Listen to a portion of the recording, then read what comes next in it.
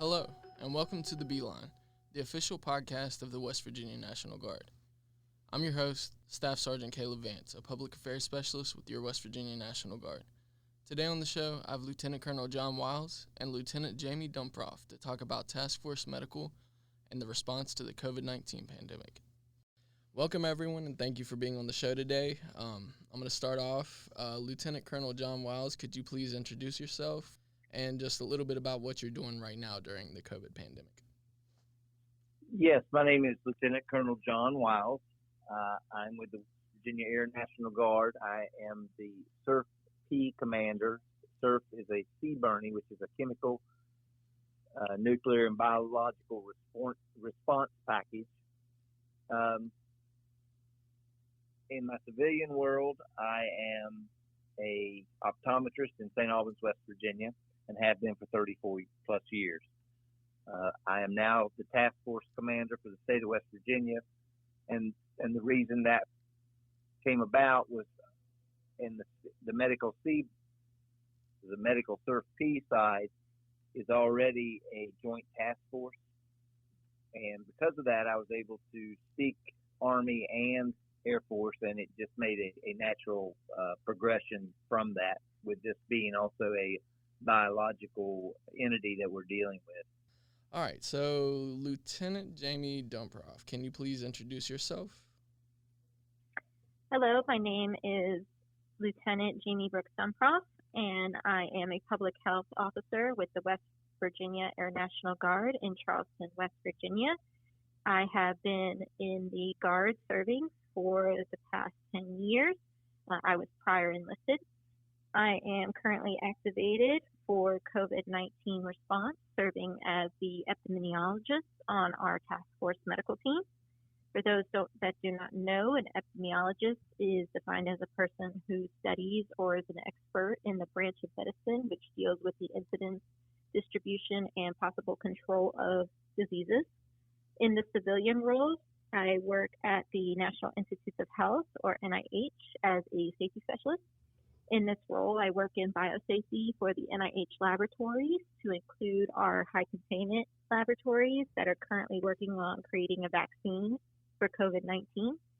For COVID-19 response, I've been actively collaborating with both the Air and the Army National Guard, our state and local health departments, and with West Virginia University.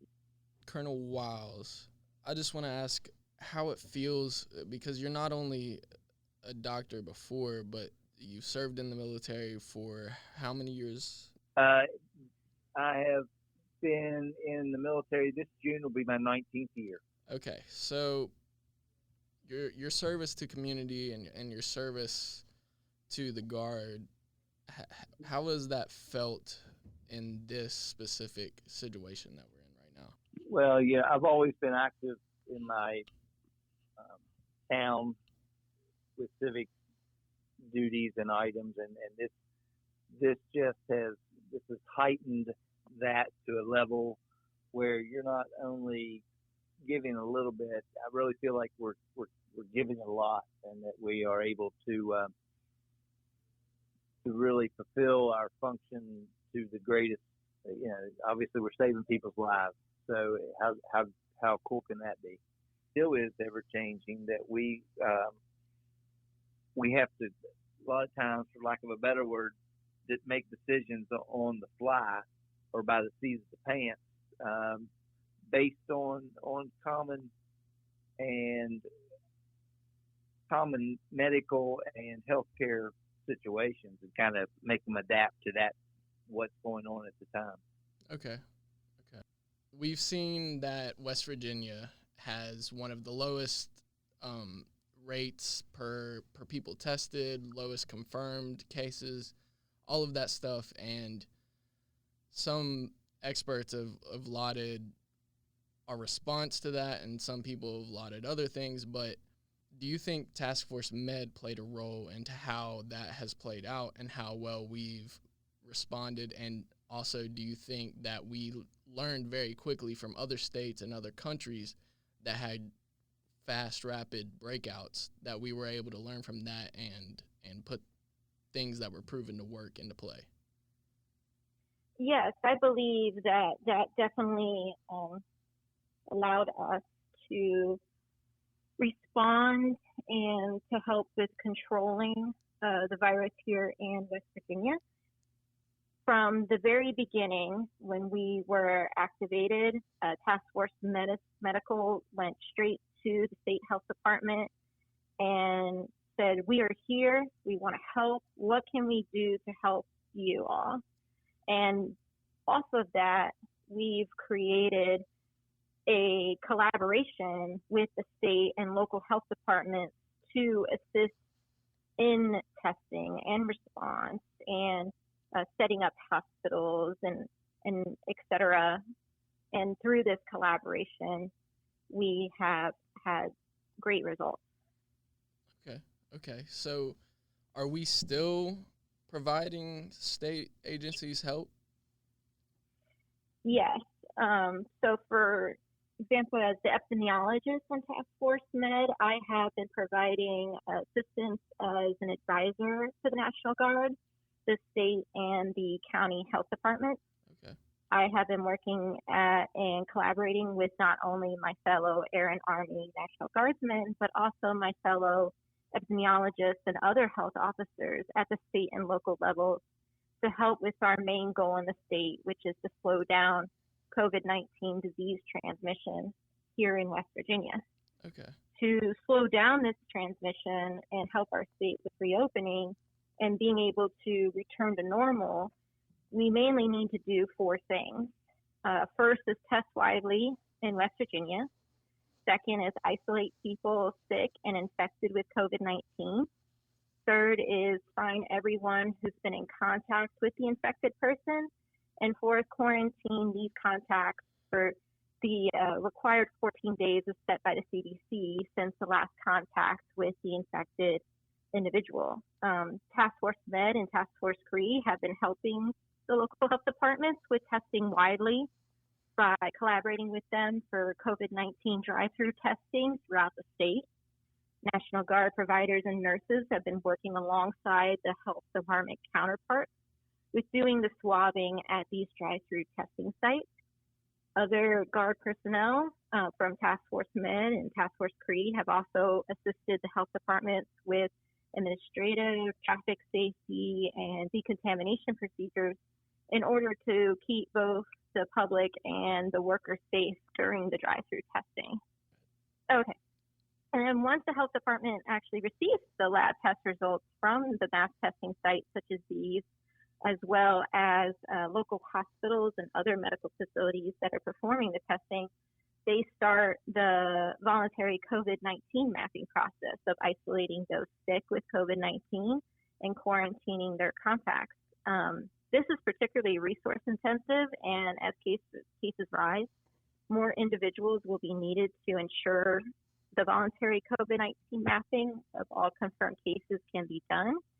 So to assist the local health departments with this, WVU collaborated with both the state and us to create a course for both volunteers and WVU students to teach them about COVID-19, infection control, voluntary COVID-19 mapping, and patient confidentiality in order to prepare these volunteers and WVU students to help at their local health department. Awesome, that's great. So one other thing that the Task Force Med has offered up is that we have been working with the hospitals to make sure of what type of PPE they feel like they're shortfalling in areas that they're shortfalling in, and being able to try to make sure that we keep PPE shortages from occurring and overwhelming our hospitals, which is another bit that we have been part of. Okay. Oh, and one last thing also, Task Force Med has been collaborating with the health departments to improve and update their infrastructure in many areas such as data entry, COVID-19 mapping, and conducting outbreak field investigations that occur in places such as long-term care facilities. And all these collaborations help Task Force Med to assist the state in COVID-19 response. Awesome. So I'm going to ask you both, but I'm going to start with Colonel Wiles. So what's it been like collaborate? Like often we operate in a joint environment between, especially here, Army and Air. So what's it been like including civilians in your day-to-day life? Because a lot of times, maybe this might not be true for your career field, but most career fields, while you're operating in a military status and doing military things, you don't interact with civilian agencies at the same time. So how's that been? Well, we have had to do all the above, work with our Army counterparts, which has been actually an exhilarating and enlightening experience for me personally. One of the first things I did when I got my task force together, which was both Army and Air, is that, guys, we don't talk the same language. You don't use the same acronyms. Yes. If you don't understand one of my acronyms, just ask me. And if I don't understand one of yours, I'm old enough now that I don't feel like that I'm dumb. I'm just going to ask you straight out. So that, obviously, trying to get everybody to speak on the same language the first week or so was definitely a challenge. Getting the two groups to talk together and not just go back and forth to their own elements and try to work it, but try to work it together down the same line of effort. And of course, it is good that we have resources on the air side that we can use, and the Army has resources on their side. But after a few days, we were able to say, hey, I need to talk to so-and-so in the Army. I need his expertise on some type of medicine that they're talking about using, or we have a pulmonologist on the air side that the Army was like, hey, we want to talk to him. And so it was a great collaboration. Then once we got that down, then we had to start working with the county health officers every day and talking to them and building those relationships. Because when we first started doing it, I think maybe they saw us as intruding into their business, and that's not at all what we wanted to do. Right. We wanted to be a force multiplier and help them with anything that they didn't have the manpower to do or the time, and let us share that burden with them. And after I'd say a week or so, we built some really good relationships over the last 75, 77 days, and hopefully after this is over, we will stay on a monthly or a biweekly basis of keeping those in case something happens again. We don't have to rebuild that 2 or 3 years or 2 or 3 months. So that's been my take on that. So, ma'am, what's your take in working in a joint environment with not only Army, but also civilians? Well, working with the Army, I had experience with that when I was deployed. I worked with both the Army as well as other countries, military such as Australia when I was at UAE back in 2016. I'm also married to somebody in the Army, so it helps with understanding a lot of their different acronyms that we do not specifically use in the Air Force, but they use a lot in the Army. When it comes to the health department, it has been a great experience. Many of them are very willing to allow us in and to allow us to help them and assist in whatever they need. And also working with West Virginia University, I've been specifically working with Dr. Martin and Dr. Costello in creating that pandemic course has been really nice to get the university's academic input and their knowledge on COVID-19 and how we can take that academic knowledge and apply it to our response. Okay, awesome. Awesome. Caleb, Yes, sir. I have my Deputy Commander, Lieutenant Colonel Jim Atkins here from the U.S. Army, if you'd like an Army perspective on that. Sure, sir. Bring him on. If you want to just hand the phone right over. And Right there. Hey, good afternoon. Good afternoon. Pretty much, Sir, can you introduce yourself first? I'm sorry. okay, I'm Lieutenant Colonel Jim Atkins. I'm the Task Force Medical Deputy Commander. I'm an M-Day traditional soldier. I work at the Huntington VA Hospital Engineering Office.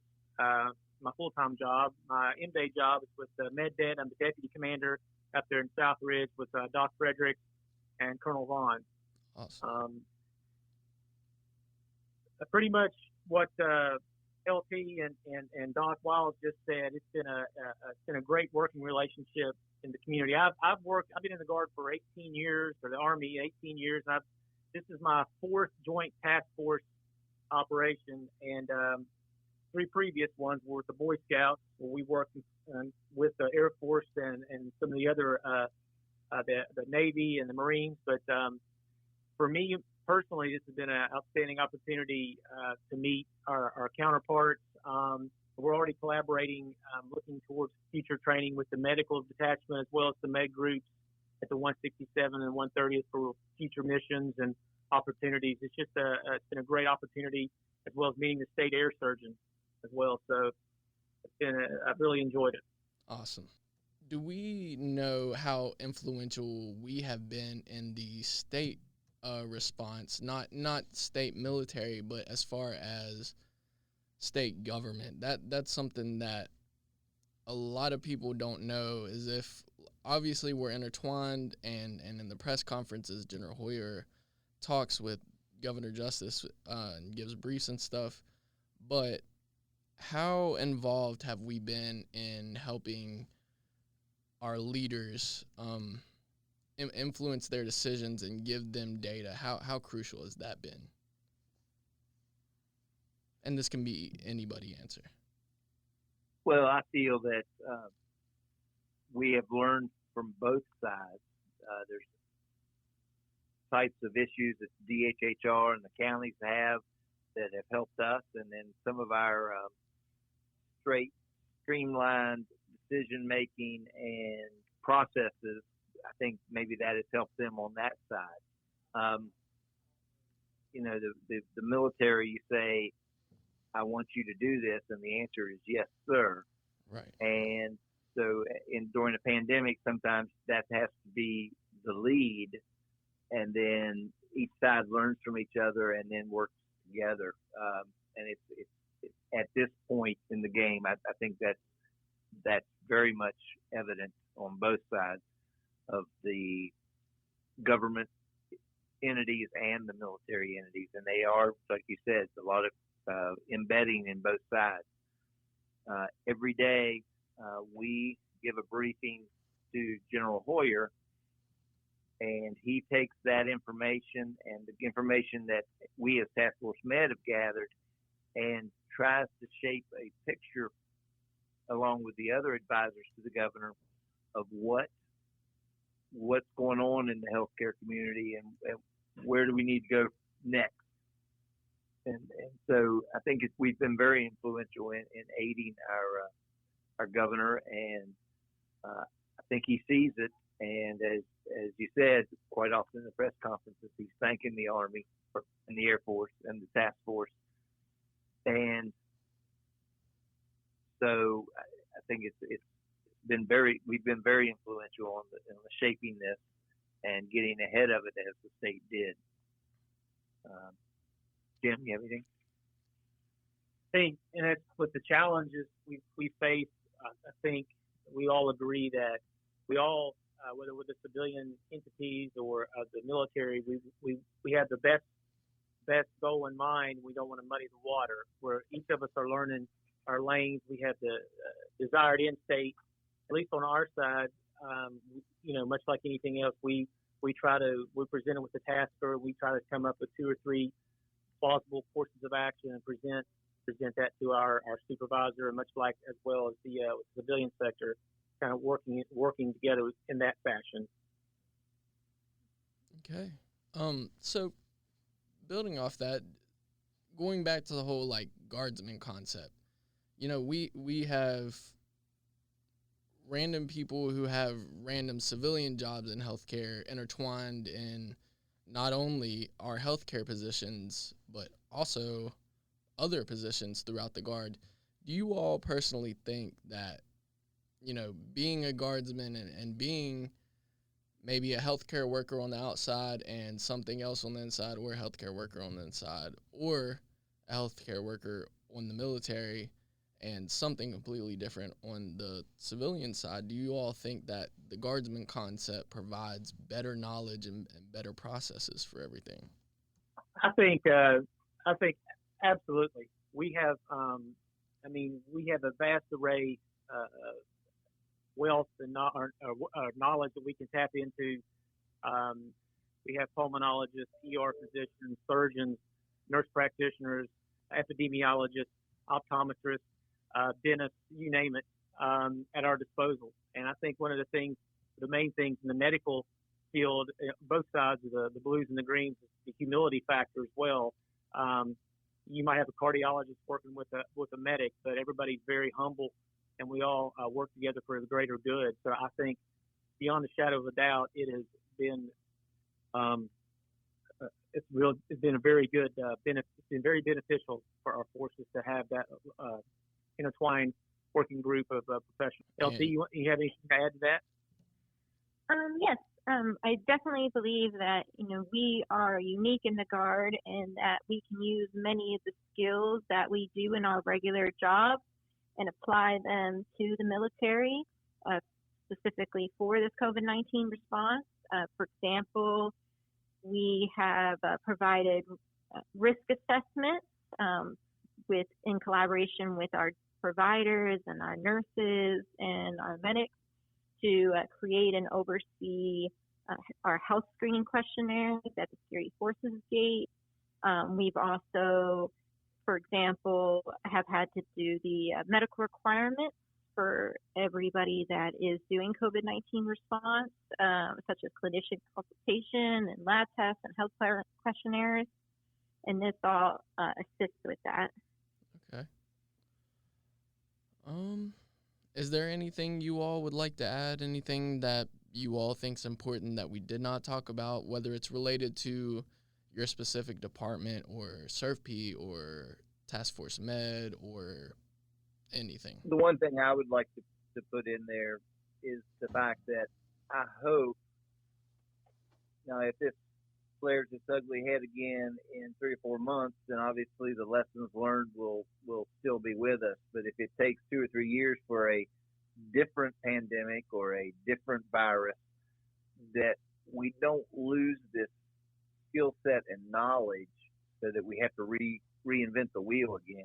I hope that this is something that's put into the curriculum or the common base knowledge of, okay, what do we do about a pandemic about every other year, and at least have some discussions on where the leads that would take that, what leads would take that, and how we did it in 2020, and now 10 years from now they have some kind of new technology. How can we incorporate that in? I just don't want this to just say, okay, it didn't come back for 3 years and then it comes back and we have to start learning it all over again. Right. That's the one thing I want everybody to take away with this. Be a big heartache to get everything started and have to just say, oh, let's start here, and then go, nope, that didn't work. Shoot, we did that 20 years ago. We shouldn't have had to try it again. Right. So I agree with you that we, something hopefully is built in to training for this. Maybe if not across the base-wide or the national-wide, at least within the CERFPs and the med groups and med coms and med debts across the country. Ma'am, anything you would like to add? I wanted to kind of re-echo what Colonel Wiles said earlier about keeping and maintaining our relationship. It took us a couple of weeks to build the relationships on both the Army side, between the Army and the Air, as well as on the civilian side at the health department. And I believe that we would be better at response and we would be quicker and ready to go if we maintain these relationships on both the military and the civilian side. That'll do it for today's show. Thank you all for tuning in, and for more news and stories about the West Virginia National Guard, you can visit us on the web at wvng.mil, or you can find us on all major social media platforms at the West Virginia National Guard. This has been Staff Sergeant Caleb Vance with the Beeline.